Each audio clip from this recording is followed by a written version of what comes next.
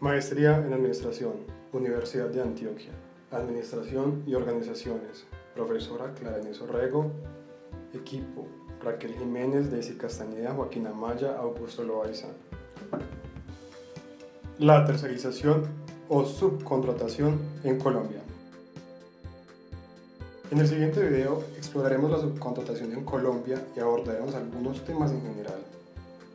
Empecemos. ¿Qué es la subcontratación? Las nuevas exigencias de los mercados han asentado la necesidad de contar con organizaciones flexibles y pequeñas, que centren toda su atención en aquellas actividades que consideren más nucleares o vitales y desligar aquellas donde sea más eficiente que un tercero las asuma. ¿Qué quiere decir ello? Que las empresas se enfocan en su especialidad, haciendo lo que realmente son buenas. Aquí es cuando se habla de un proceso de descentralización productivo, donde terceros asumen con sus propios recursos las labores encomendadas, ya que a veces es más eficiente delegar la labor a un contratista que cuente con experiencia y especialidad para ejercer el trabajo recomendado. Por esto, la administración moderna acoge actualmente como estrategia para una mayor productividad y eficiencia en la empresa la contratación externa de labores y servicios. Un breve estudio de algunas de las teorías de administración muestran esta evolución y cómo la reingeniería, una teoría administrativa de los 90, sugiere un redimensionamiento de la empresa a través de la contratación externa. Las empresas empiezan a ganar espacios de productividad y eficiencia que se habían perdido, en buena medida por el gran tamaño de la administración y organización y por la burocracia empresarial. Aquí es donde aparecen las relaciones laborales triangulares, las cuales se refieren a aquellas relaciones en las que se presentan en una misma situación jurídica tres partes. Dos empresas que se vinculan para la prestación de servicios comerciales entre ambas y el trabajador, que en la prestación de servicios subordinados queda posicionado entre ambas.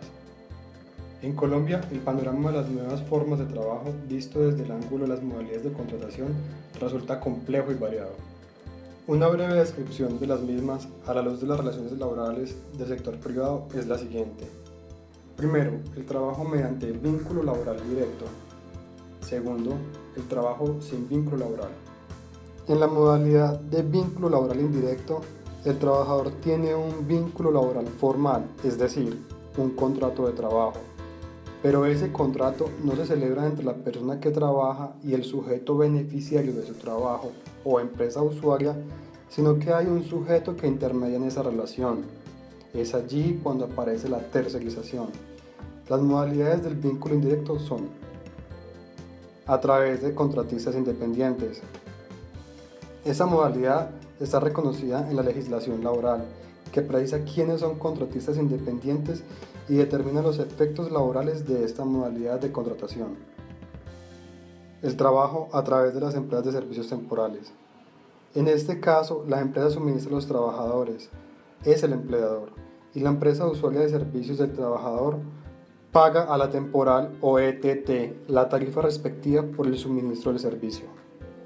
La segunda relación laboral en el sector privado es mediante el trabajo sin vínculo laboral.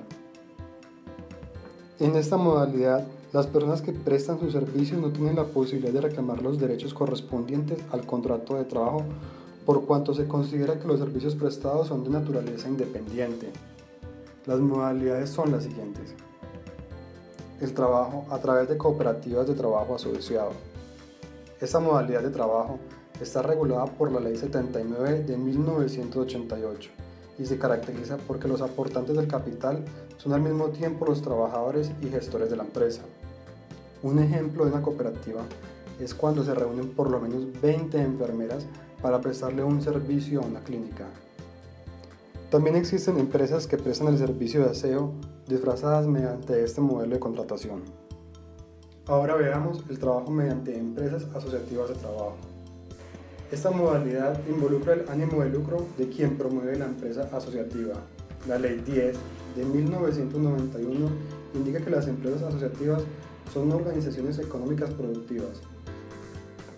Los aportes de carácter laboral que hagan los asociados son evaluados periódicamente por una junta de asociados en función de la productividad. sin que pueda regir en esa modalidad la legislación laboral. Este tipo de empresas asociativas reúnen gente con diferente tipo de capacidades para ofrecer un servicio.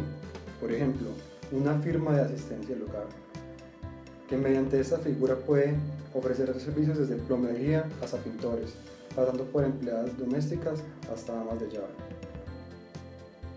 Dentro de la tercerización sin vínculo laboral también se encuentra el trabajo mediante contrato de prestación de servicios. En este modelo se asumen contratos civiles en los que se pagan honorarios pactados por el servicio prestado. Se dejan de reconocer derechos propios del contrato de trabajo. Un ejemplo de ello es cuando se firma un contrato civil o mercantil para que se remunere por hacer una labor determinada. Por ejemplo, la defensa de un cliente hecha por un abogado, en el cual se hace una remuneración por una labor específica, la defensa al cliente. Entonces, en Colombia se crean marcos jurídicos para permitir la tercerización del servicio bajo unas circunstancias especiales. Primero, en caso de presentarse un aumento de producción. Segundo, en caso de requerir cubrir una licencia. Tercero, en caso de requerir cubrir unas vacaciones. Pero como suele suceder, las leyes no suelen ser equitativas y las empresas empiezan a buscar la manera de ahorrar en mano de obra y comienzan a utilizar los vacíos jurídicos de la ley para su beneficio, en detrimento del trabajador. Las empresas empiezan a tercerizar disfrazando los contratos de trabajo, usando las ETTs, bolsas de empleo y cooperativas de trabajo asociado. Comienzan a subcontratar para ahorrarse el pago de prestación, seguridad social, aportes en salud, pensión e inclusive tienen que acarrear con todo lo que implica un proceso de selección. Así es como se usan las ETTs para alejar al trabajador de la empresa principal o usuaria. Así se presenta un modelo jurídico legal que le permite a la empresa usuaria desligarse de cualquier responsabilidad con el trabajador. ¿En qué consiste? Recordemos la relación triangular. El trabajador acude a la ETT y entre ambas partes firman un contrato laboral.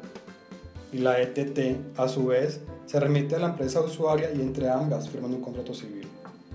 ¿Qué quiere decir ello? Que la ETT y la empresa de trabajo firman un contrato mercantil o civil por la prestación de ese servicio o recurso. Se empieza a comercializar con el trabajador. Mientras tanto, el trabajador se ve alejado de los beneficios de un contrato laboral con la empresa usuaria y termina haciendo las mismas labores de un trabajador vinculado por la misma empresa usuaria por menos dinero.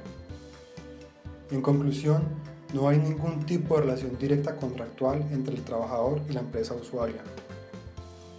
Pero entonces empiezan a aparecer una cantidad de riesgos para el trabajador y para la empresa usuaria.